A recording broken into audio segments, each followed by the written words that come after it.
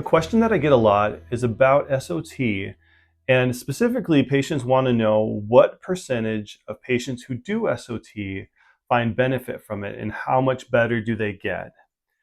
So, this is something that I've been trying to keep track of actually with a number of my patients. We've done SOT now here at New Hope, I'd say well over 50 times with different patients, close to probably about 40 different patients.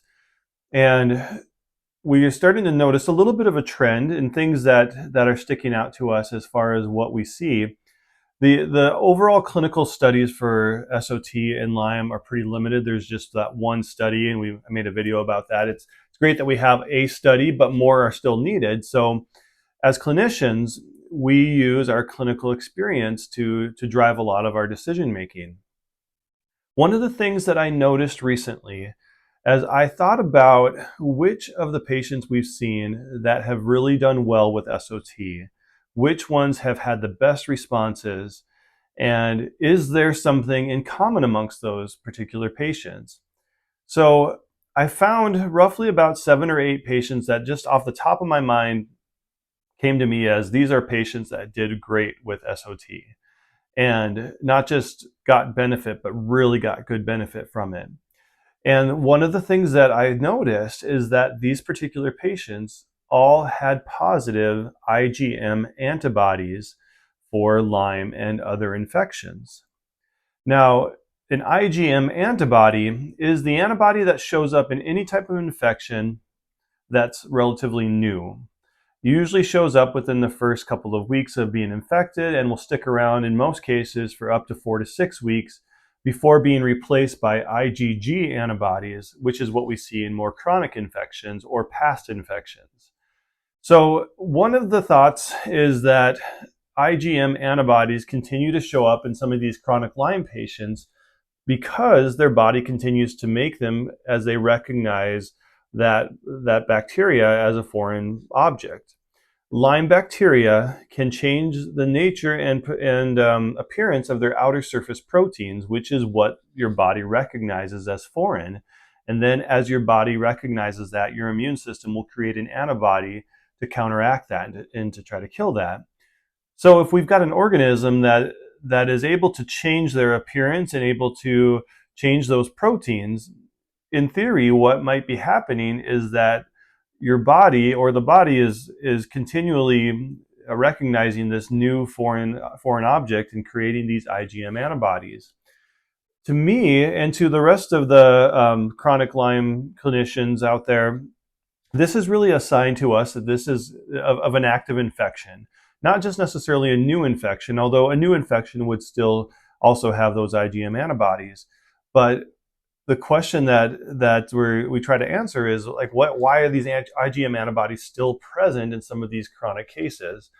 And so that's the theory, that IgM antibodies in chronic Lyme equal active, ongoing, current infection.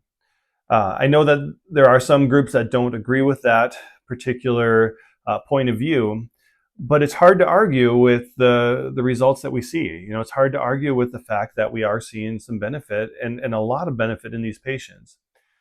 SOT works by targeting bacteria and silencing a gene within that bacteria so that the gene that is coded for producing a particular protein or an enzyme or something of that nature inside the cell can no longer do what it's supposed to do. If the cell cannot produce the enzymes and proteins it needs to survive, then it's going to die. And that's the whole nature of what SOT is designed to do. So in order for SOT to work, there has to be active bacteria present. One of the challenges we have with chronic Lyme is knowing whether or not there is active bacteria, whether the bacteria are dormant or whether they've been killed altogether by previous treatment, and we're dealing with some of the sequelae from chronic Lyme. So still a number of areas that require a little more research to kind of figure out. But an interesting observation nonetheless, that patients, at least in my situation and in our clinic, patients that have had these IgM antibodies present are also seemingly the ones that are responding really well to the SOT. I think there's a connection. I know that probably the sample size is still way too small to make any kind of generalized comments, and certainly this is not a scientific study by any means. This is simply a clinical observation, but that's where it starts, right? That's how we start learning what it is that we're looking for when it comes to research. My hope is that as we continue to keep track of some of these patients, that we're going to see other trends emerge. And with that and combining those data points and those observations with other clinicians, we're going to eventually come to some kind of consensus as to what is going on and how this is working for patients.